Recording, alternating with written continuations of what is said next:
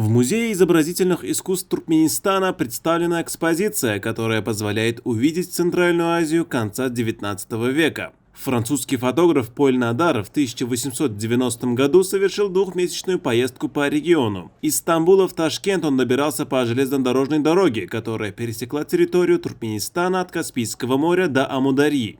Увлеченный местной культурой, фотограф создал масштабную коллекцию. Из общего архива мастера, который насчитывает более 1000 снимков в Центральной Азии, около 100 кадров посвящены Туркменистану. На черно-белых снимках запечатлены бескрайние пески Каракумов, пейзажи, исторические памятники, а также портреты местных жителей в их повседневной жизни. Это выставка Поля Надара, французского очень известного фотографа, который создал целую галерею так называемых великих людей Франции. И там есть и Жюль Верн, и Дюма, и Мопассан, и Сара Бернар.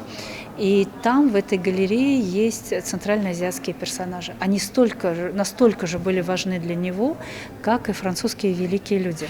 Когда Поль Надар представлял свое ателье, невероятно известное и очень уважаемое, он всегда показывал, наряду с французскими портретами, портреты центральноазиатских деятелей и руины. Поэтому это для него был очень важный этап. И я думаю, что это для нас тоже, людей, которые работают в Центральной Азии, живут в Центральной Азии, это тоже очень важная документация. Здесь на этой выставке всего 45 фотографий. А всего им было выполнено за 4 месяца пребывания в регионе более 1300 фотографий.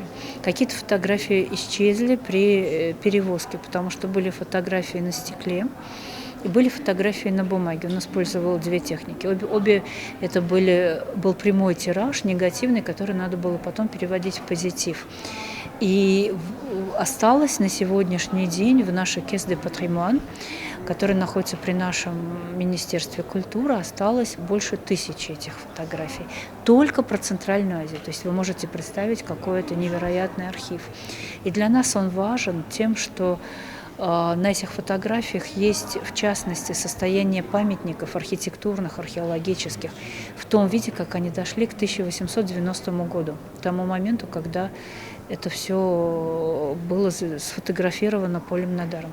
Потом были войны, потом были революции, и потом было самое главное землетрясение 1948 года, которое уничтожило многие памятники. Они у нас остались на фотографиях.